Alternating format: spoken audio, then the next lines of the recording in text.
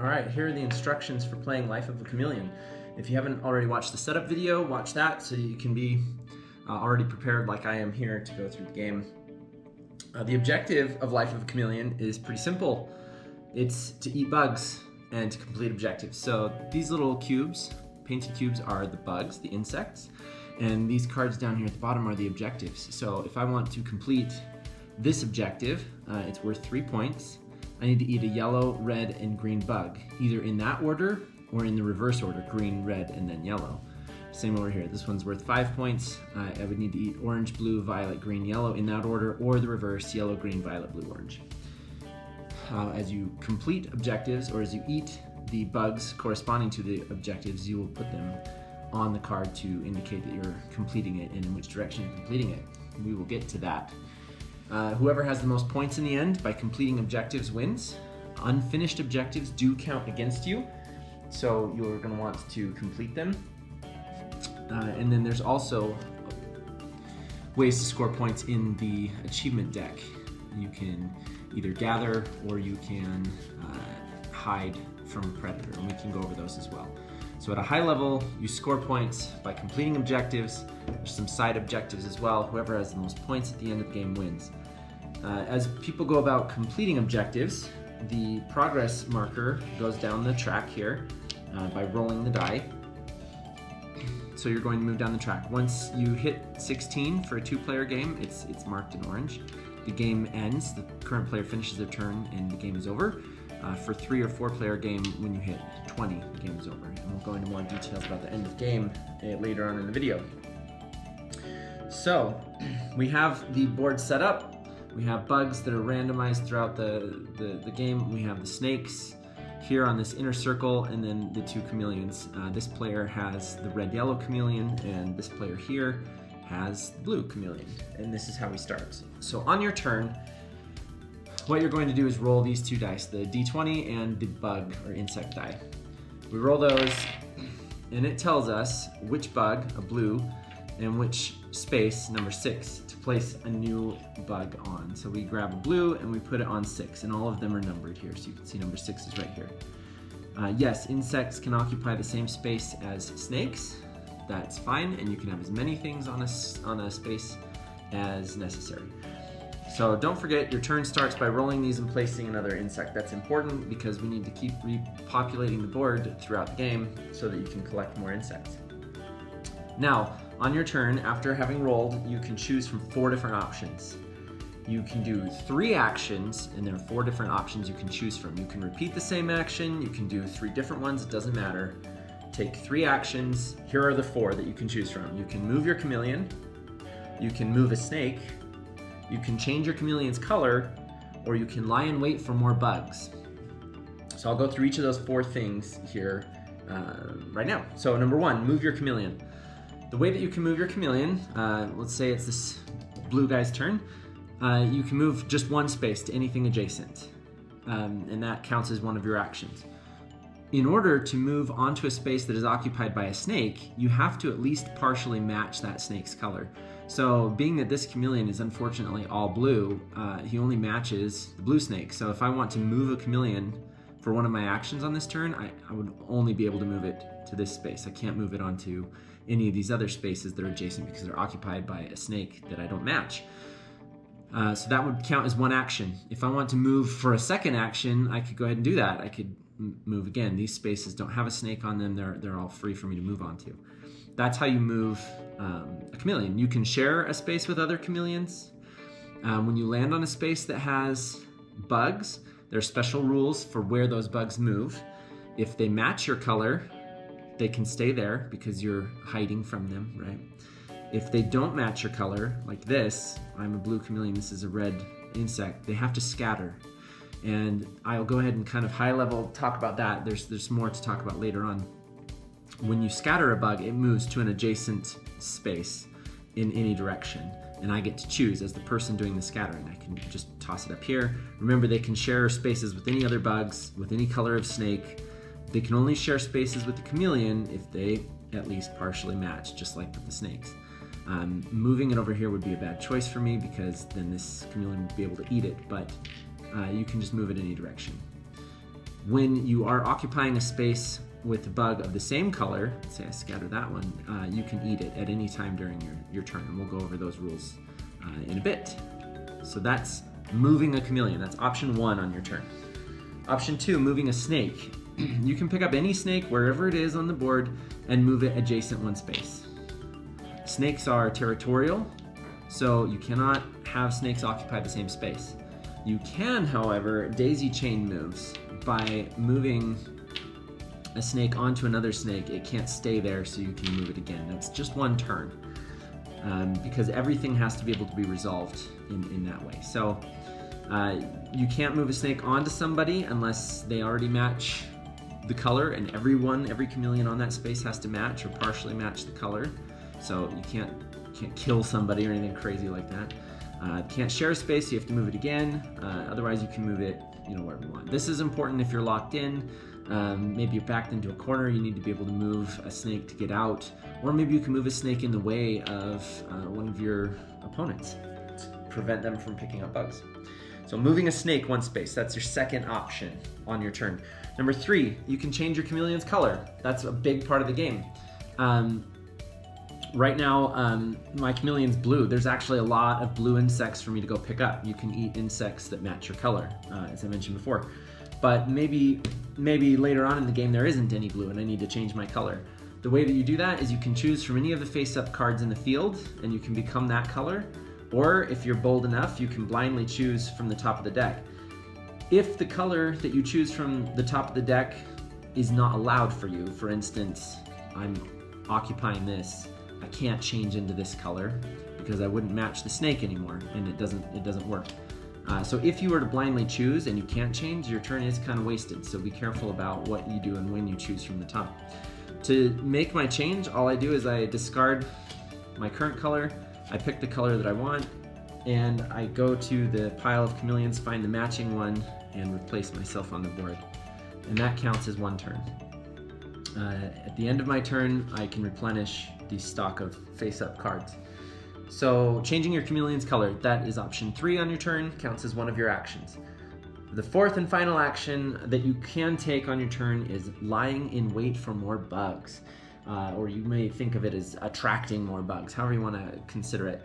And what we do there is we pick whichever color of insect that you want to attract. Let's say I am this green-purple chameleon, and I want more purples. So I'll indicate what color it is that I'm rolling for, and then we'll just roll the d20, and it will tell us where on the board to place it. 17.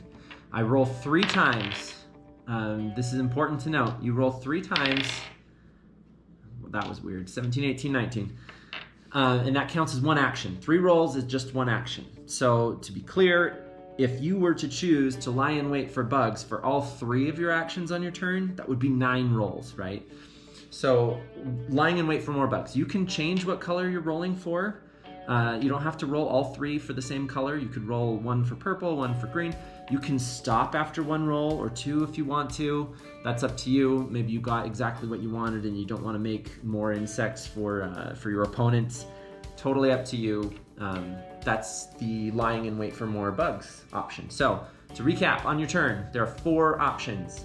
You can move your chameleon, you can move a snake, you can change your chameleon's color, or you can wait for more bugs. You take 3 actions and you choose from those 4, any combination of 3. And that's your turn. Once your turn's over, you pass the dice to the next player, the proverbial indicator that it's someone else's turn, and they move on and take their turn in the same way. So let's cover, just to be clear, the rules for moving and placing bugs. Whether you're rolling at the beginning of your turn to place a bug, or whether you're moving a bug on the board, there are some cards that let you do that, or whether you're lying in wait for more bugs and rolling, no matter what it is, if you're moving a bug, there are some rules that need to be followed.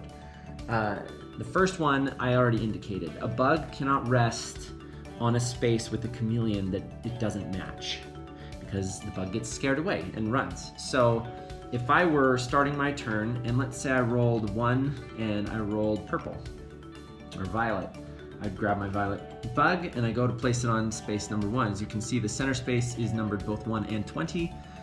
So I would put it here. That's great, it matches this chameleon, it would be able to stay, but there's another chameleon here that it can see that it doesn't match that causes it to be scared away. So whoever's turn it is, you know, would then be the person who has to scare this bug and move it whichever direction they want. And if I'm the green-purple person, I want this purple bug still, I want to eat it. I'm just gonna move it over here maybe just so that I can go grab it, you know, on my next turn or something like that. So bugs can't stay in a position on a space with the chameleon they don't match. As I mentioned before, with daisy chaining moves with snakes, the same can happen here. If I were to roll blue, maybe I have a chameleon here, and I roll blue one, and I need to put a blue bug here. It has to be scattered because it doesn't match this. I could move it any of these spaces. I could even move it here.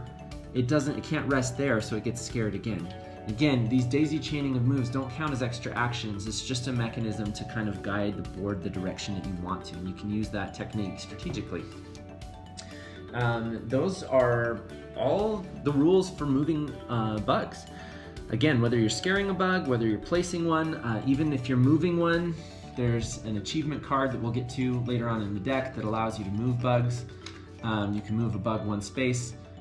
The rules are the same, no matter what. That's how you move bugs. They can reside on a space if they match the color of the chameleon.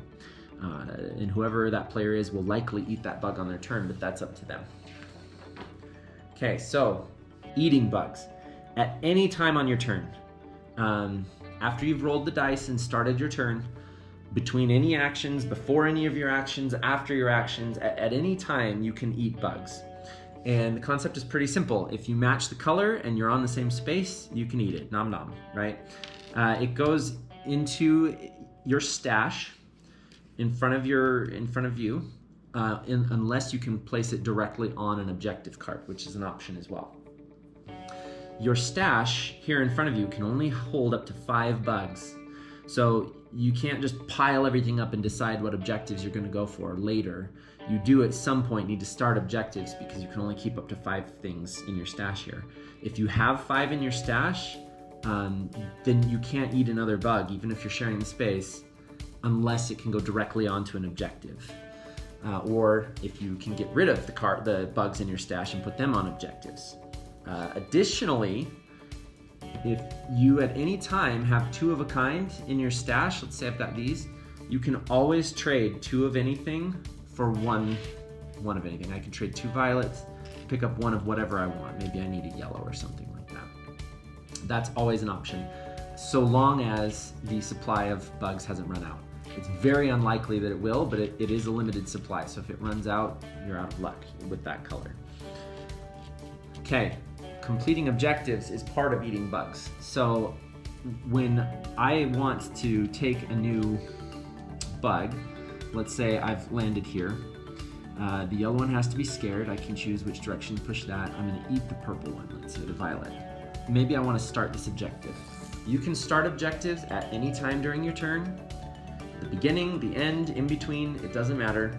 But I want to take this violet one and I'm going to put it straight on here. It doesn't count towards my stash. I still only have 3 in there. I put it straight on here. I might choose to leave this yellow in my stash and decide maybe I want to do something later, maybe start a new card, or maybe I just want to go ahead and put it on here and get going so that I open up my stash for more options. It's totally up to you. Anytime you start an objective, you draw an achievement card. And we'll go through all the different options for what achievement cards are. Anytime you complete an objective as well, let's say I've got the necessary red here to finish this. Anytime you complete an objective, you also draw an achievement card. So there's a double there. Everyone you start, everyone you end. So you want to be strategic about when you start objectives and when you complete them. This is now complete, it's locked in, nothing can happen. I've got those 3 points at the end of the game no matter what.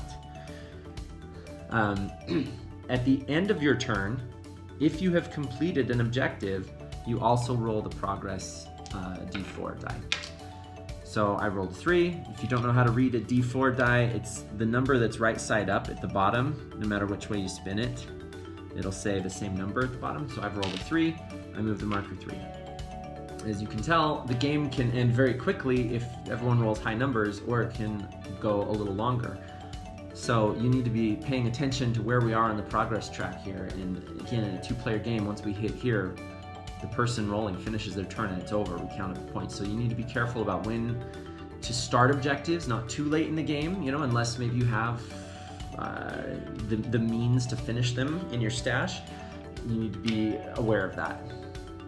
Okay, so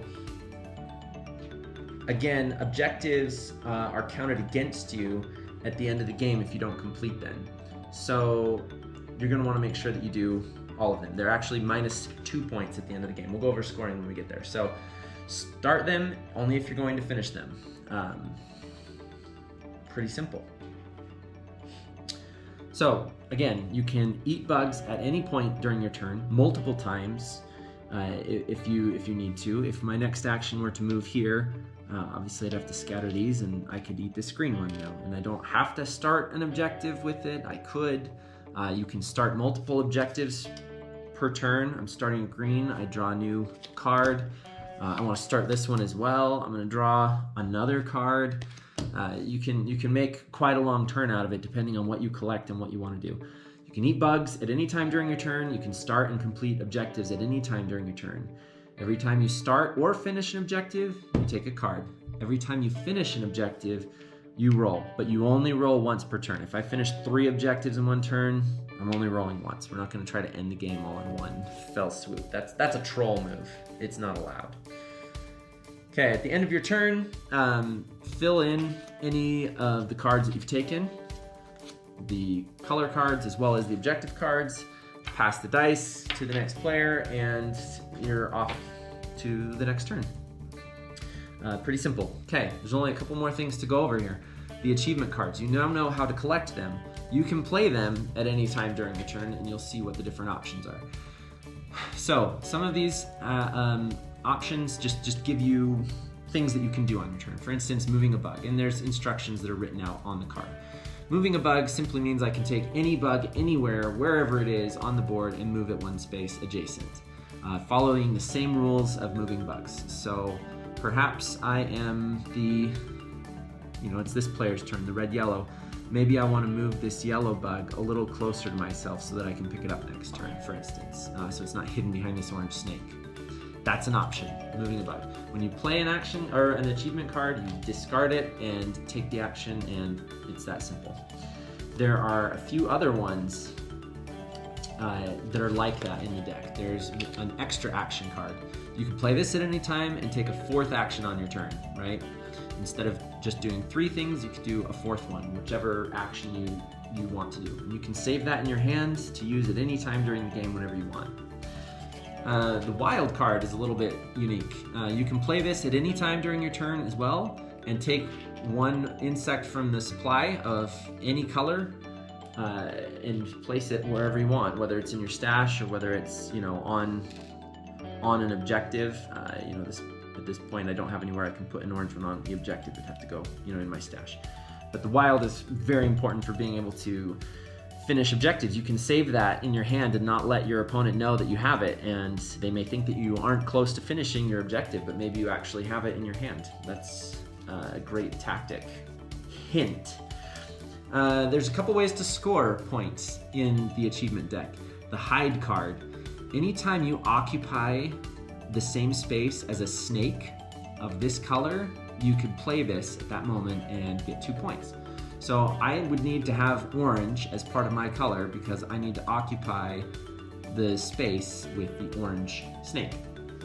So let's say for a moment that I'm this new color. I'm the violet orange chameleon, and I'm right here. Okay. On my turn, one of my actions could be to move, and I'm going to move. I can share this space because we both are orange, so I can hide from that snake. If I have this hide achievement card in my hand, I can reveal it at this time, put it down next to my other, objectives, and I've earned 2 points toward my total at the end of the game. Accomplishing these, if they're opportunistically accomplished, can really boost your score and help you win. A similar card this one is not a scoring card, it's just a card to assist you, is the Sneak. When you play the Sneak card, you put it in front of you, and it allows you to camouflage and hide from any snake color, despite what your chameleon's color is. If I were to play this right now, I could move onto a snake that I don't match, which is strange. This camouflage Sneak card stays in front of me until I move off of this space, or until the snake is moved out from under me, until I don't need it anymore. As soon as this is satisfied, as soon as I'm safe in a space where I can actually reside, whether I'm moved off of it or whether the snake is moved off of it, then I have to discard this Sneak. It's just a one-time use. It can persist for, over an entire turn. If I end my turn and I'm sharing that, I would just keep this here. But as soon as I don't need it anymore, I have to discard it. And then it's no longer used. And that covers most everything in the deck except for the Gather cards. And you can see there's a bunch of all these things. So I'll go over the Gather. Gather is an additional way to score 3 points. And it helps kind of make the game a little more interesting, let's say.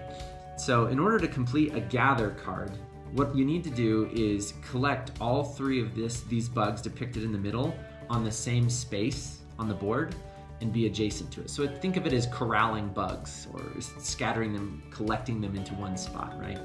Each Gather card has a different set of bugs that you need to gather this way, right? They're all distinct. So let's say that I drew this achievement card and I was trying to complete it. What I would have to do is use the different means of, rolling at the beginning of my turn, lying in wait for more bugs, choosing the color and rolling. Maybe I choose orange and I roll orange 16. That's a way to populate the board. Or I can move around scaring bugs into the spaces where I want them. As soon as I get those 3 colors onto the same space, so let's see, over here's close. We have blue and we have orange already. If we had, the green one here, maybe this player would move here intentionally to scare the bug and choose to scare it this way. Now I've gathered all 3 of these colors on this space. As long as I'm adjacent to it, now I can play this card in front of me, say that I've completed the Gather, I get the 3 points. These bugs are now removed from the board and taken back to the supply. This can be quite the devious trick. When someone's trying to go around and collect and eat those bugs, you remove them from gameplay by playing the Gather card and earn points in the process.